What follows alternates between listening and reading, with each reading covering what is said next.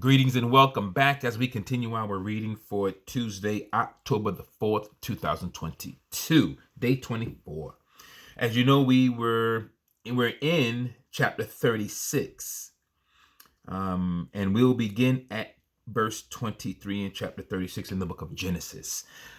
This is our continuation. We will close out with chapter 37 for this reading for Tuesday, October 4th. Amen. So, we're picking it up because they're going over the sons of Esau. They're talking about Esau right now. So we're picking it up at verse 20, chapter 36. This is the New King James Version. Amen. We thank God for his word.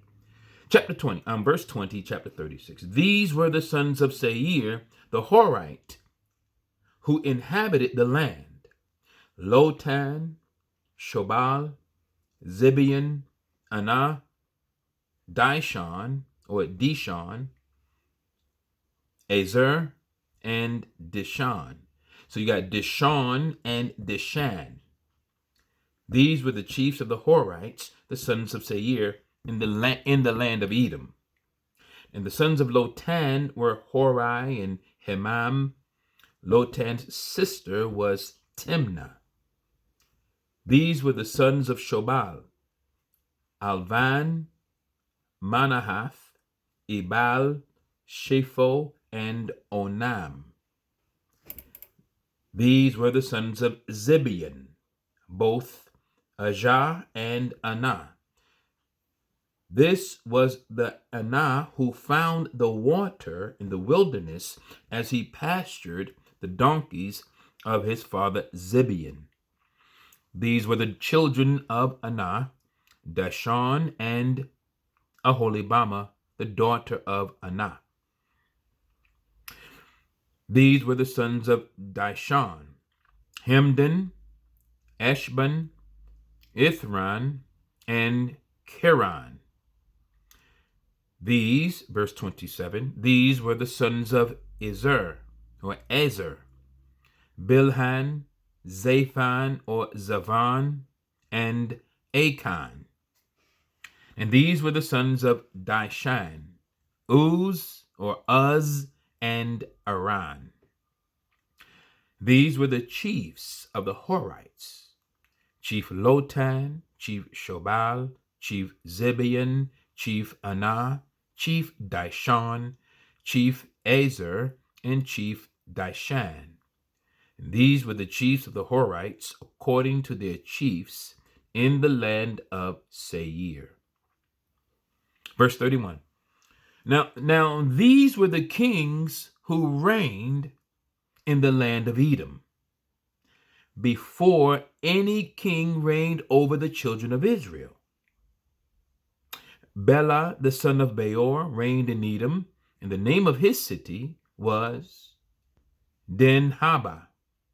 And when Bela died, Jobab, the son of Zerah of Bozrah, reigned in his place.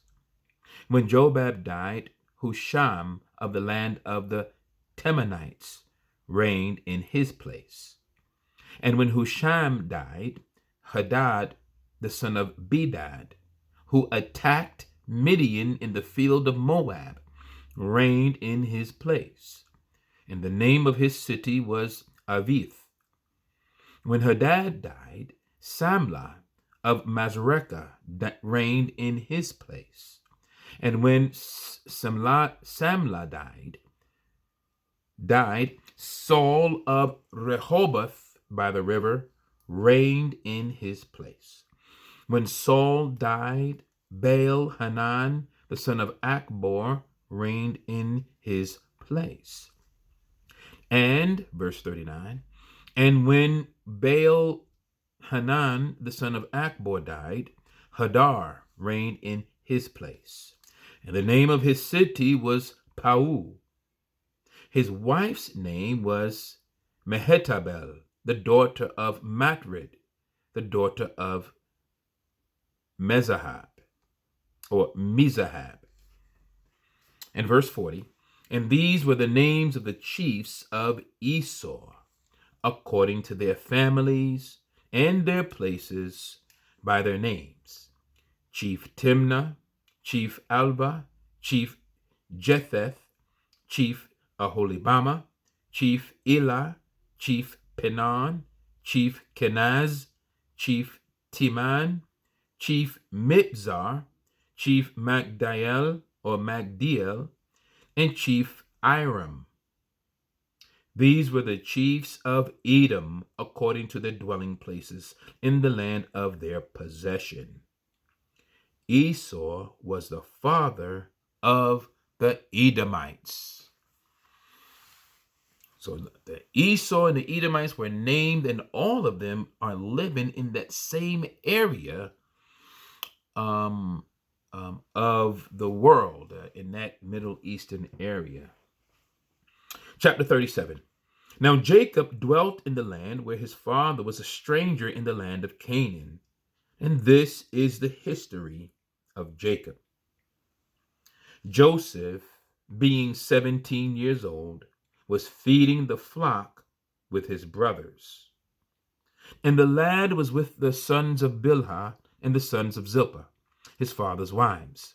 And Joseph brought a bad report of them to his father. Let's read that again. So the Bible, in chapter 36, talked about the sons of Esau, right? And that Esau is Edom. And you're going to know, and we know that there is a land called Edom, which is named after Esau and his family. So in chapter 37 begins Joseph's dreams, or begins to talk about Joseph's dreams, and it begins to talk about how Joseph would kind of squeal, if you will, on his brothers to their father. Let's read that again. Now Jacob dwelt in the land where his father was a stranger in the land of Canaan. This is the history of Jacob. Joseph, being 17 years old, was feeding the flock with his brothers. And the lad was with the sons of Bilhah and the sons of Zilpah, his father's wives. And Joseph brought a bad report of them to his father. 1 second. So those sons would be Dan, Naphtali, and Gad and Asher, those 4 brothers. Joseph brought a bad report of them to his father. Now, Israel loved Joseph more than all his children, because he was the son of his old age. Also, he made him a tunic of many colors. So Jacob put this nice, fantastic looking robe on Joseph and didn't give his brothers nothing like that, apparently, because he was the son of his old age. Also, he made him a tunic of many colors. But, verse 4, but when his brothers saw that their father loved him more than all his brothers, they hated him and could not speak peaceably to him. They had nothing nice to say to Joseph. Now, Joseph had a dream, and he told it to his brothers, and they hated him even more. So he said to them, "Please hear this dream which I have dreamed." There we were in verse 7. This is Joseph speaking to his brothers. There we were, binding sheaves in the field. Then behold, my sheaf arose and also stood upright. And indeed, your sheaves stood all around and bowed down to my sheaf. And his brothers said to him, "Shall you indeed reign over us? Or shall you indeed have dominion over us?" So they hated him even more for his dreams and for his words. And And we know later on, as we read, we're going to read in the story where Joseph indeed will be reigning over them. So I'm in verse number 9. Then he dreamed still another dream and told it to his brothers and said, look, I have dreamed another dream, and this time the sun, the moon, and the 11 stars bowed down to me. Wow. So he told it to his father and his brothers. And his father rebuked him and said to him, what is this dream that you have dreamed? Shall your mother and I and your brothers indeed come to bow down to the earth before you? And his brothers envied him, but his father kept the matter in mind. Then his brothers went to feed their father's flock in Shechem. I'm in verse 13 now. And Israel said to Joseph, are not your brothers feeding the flock in Shechem? Come, I will send you to them.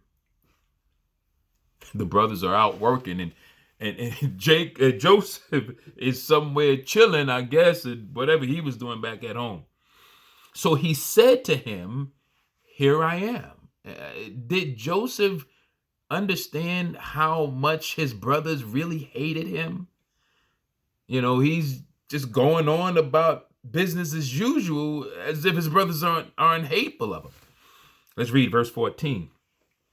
Then he said to him, please go and see if it is well with your brothers and well with the flocks, and bring back word to me. So he sent him out of the valley of Hebron, and he went to Shechem. Now a certain man found him, and there he was wandering in the field. And the man asked him, saying, what are you seeking? So he said, I am seeking my brothers. Please tell me where they are feeding their flocks. And the man said, they have departed from here, for I heard them say, let us go to Dothan. So Joseph went after his brothers and found them in Dothan, or Dothan. Now, when they saw him, this is verse 18. Now, when they saw him afar off, the brothers are there working, they doing whatever they were doing. They saw Joseph coming from afar. Even before he came near them, they conspired against him to kill him. Then they said to one another, look, this dreamer is coming. Come, therefore, let us now kill him and cast him into some pit, and we shall say, some wild beast has devoured him. We shall see what will become of his dreams. Let's see what happens with his dreams when he's dead. But Reuben, bless the Lord, verse 21. But Reuben heard it, and he delivered him out of their hands and said, let us not kill him. Reuben being the oldest brother. And Reuben said to them, shed no blood, but cast him into this pit, which is in the wilderness, and do not lay a hand on him, that he might deliver him. This is saying that Reuben might deliver him out of their hands and bring him back to his father. So it came to pass, when Joseph had come to his brothers, that they stripped Joseph of his tunic. So when Joseph, caught up with his brothers saying, hey, what's up, guys? I just come by to check to see how everything is going. Dad sent me out here to see how everything is going. Got some good stuff cooking on the grill at home, I can't wait to get back home and watch my favorite show on TV. So it came to pass when Joseph had come to his brothers, they got tired of hearing about that good life Joseph was living, that they stripped Joseph of his tunic and the tunic of many colors that was on him. Then they took him and cast him into a pit, and the pit was empty. There was no water in it. So then that way he didn't drown. And they sat down to eat a meal. Then they lifted their eyes and looked, and there was a company of Ishmaelites coming from Gilead with their camels, bearing spices, balm, and myrrh on their way to carry them down to Egypt. Meaning, they were merchants, if you will. So Judah said to his brothers, "What profit is there if we kill our brothers? If we kill our brother and conceal his blood?" Judah is the fourth child of Leah, right? Reuben, Simeon, Levi, and Judah. So Judah, in verse 26, so Judah said to his brothers, "What profit is there if we kill our brother and conceal his blood? Come and let us sell him to the Ishmaelites, and let not our hand be upon him, for he is our brother and our flesh." And his brothers listened. Then Midianite traders passed by. That's the Ishmaelites. So the brothers pulled Joseph up and lifted him out of the pit and sold him to the Ishmaelites for 20 shekels of silver. And they took Joseph to Egypt. The Midianites took Joseph to Egypt. They sold him for 20 shekels of silver. You'll read later on that Joseph was pleading for his life for them not to do that. Verse 29. Then Reuben returned to the pit, and indeed Joseph was not in the pit, and he tore his clothes. And he returned to his brothers and said, "The lad is no more, and where shall I go?" Being the oldest brother. So they took Joseph's tunic, killed a kid of the goats, and dipped the tunic in the blood. Then they sent the tunic of many colors, and they brought it to their father and lied. And they brought it to their father and said, "We have found this. Do you know whether it is your son's tunic or not?" And he recognized it and said, "It is my son's tunic. A wild beast has devoured him. Without doubt, Joseph is torn to pieces." Then Jacob tore his clothes, put sackcloth on his waist, and mourned for his son many days. And all his sons and all his daughters arose to comfort him. But he refused to be comforted, and he said, "For I shall go into the grave to my son in mourning." Thus his father wept for him.